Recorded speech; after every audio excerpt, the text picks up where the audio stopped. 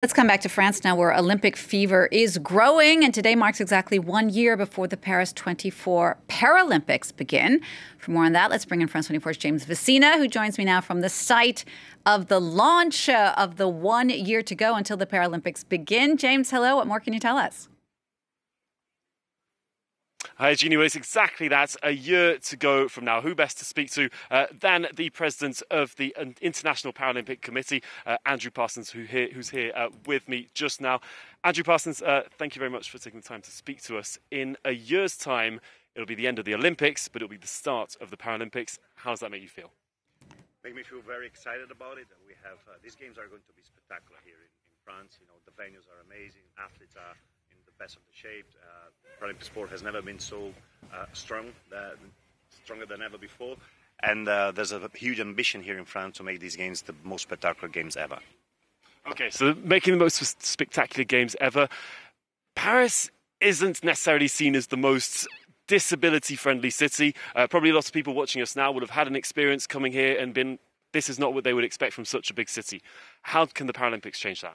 Well, I think we have been changing that for the last 6 years, and we see, for example, a huge investment coming from the city government and the national government when it comes to accessibility of public spaces, of bus stops here in Paris, of the taxi system. So we understand a little bit of concern about the metro system in Paris not being made accessible due to the legislation here in Paris. But there's a huge investment being made on the on-the-ground system to make it more accessible. And at a national level, there is 1.5 billion euros being invested in making public spaces more accessible. So it's something that is not going to finish with the closing ceremony of the games, but it's something that will keep on and on and on. So keeping the legacy of life. Yeah, legacy, obviously, is something that's very important to you. We'll speak about that in just a bit. I want to ask you, is there an edition of the Paralympics that you look up to and that you think maybe we can do the same, maybe we can surpass it? Well, I think London is still the benchmark for the Paralympic Games in terms of the promotion, in terms of, let's say, the relevance of those games and how the games really change the life of persons with disability in Great Britain. So, yeah, there are some things that we can implement here, especially when it comes to the promotion of the Paralympics. We are a few weeks from the launch of the ticket sales, and we would like to see all the tickets being sold, the 2.8 million tickets to be sold. They are very affordable. They are special packages. So I think this is what we would like to, if there is something that we would like to see copied from London edition to this edition, will be the participation of the public. So, because of course, the public is so important. You've been president now for 6 years. What in general, maybe not just in the Paralympics, but in sports for people with disabilities, what are the changes that you've seen in those last 6 years? I think Paralympic sport and parasport in general is more relevant than ever before. So it's being recognized by multiple countries and governments and sport laws as high-level sport, as let's say, sport that needs investment from the nations, from the ministries of sport. So it's being recognized, and I know sometimes the Libyan foreign minister has been fired. But in many countries in the world, still today, sport for persons with disability is not even in the national sport law. So this is a huge step in the last few years. So it's more relevant, impacting more people. For the Games in Paris here, we will get to impact 4.1 billion people around the world through broadcasters. So I think this is where we're going, at impacting more people, making the games a platform for change lives. So you talk about that as a platform. That's something that you talked about this morning. 1.2 billion people with a disability in the world. So what are the long-term changes that a city like Paris can actually bring? Because it doesn't start just with infrastructure, does it? It's in the minds of people. It's from a very young age that this kind of needs to be, this awareness needs to come about. Well, basically two things. One is the changing perception, changing mindset, and the population of Paris, for example, understanding that person with disability should be a part of society like anyone else. And that's why we invest a lot in schools when it comes to games. Like we had the Olympic and Paralympic weeks where more than 1 million kids were involved in activities, so with the theme of inclusion. So making sure they understand from a very early age that persons with disability have the same rights and should be seen as anyone else in the society.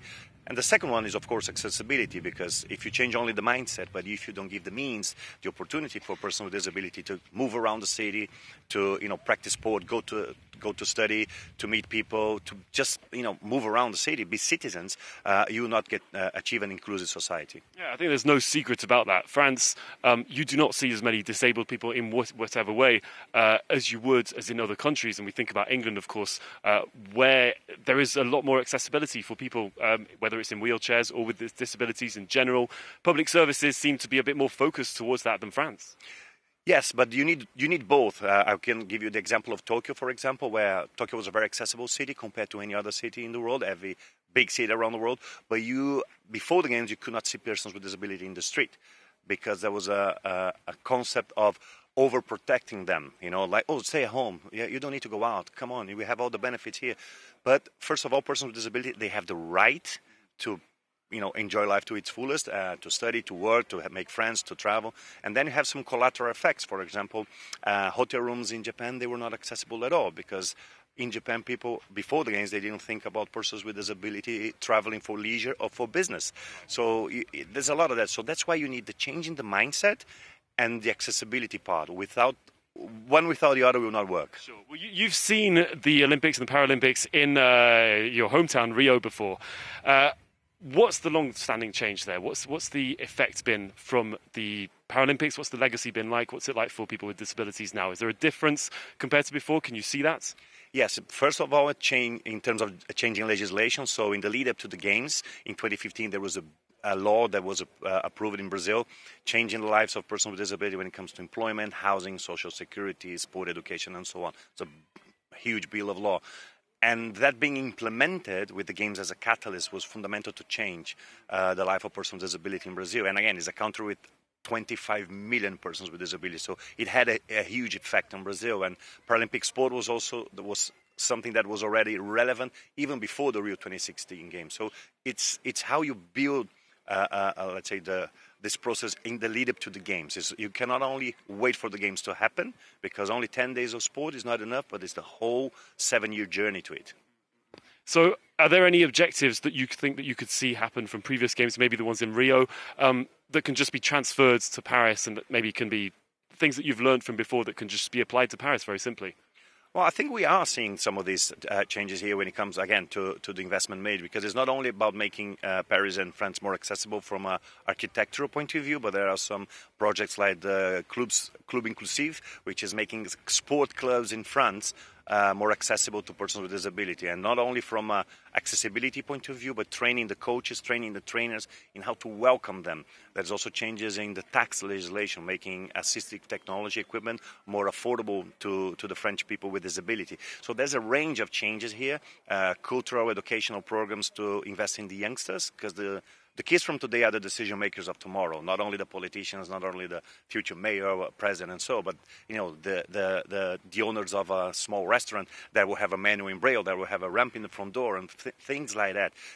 Small things like that make the life of a person more or less inclusive. And this is the cultural shock, as Mayor Hidalgo referred this morning, that we want to have in France. People understand that it's not a favor to persons with disability. They have the same set of rights that we all have. Yeah, it's just about feeling normal in the end, isn't it? Not special, not needing anything else, but just feeling included in a way. Yeah, thank you very much for taking the time to speak to us.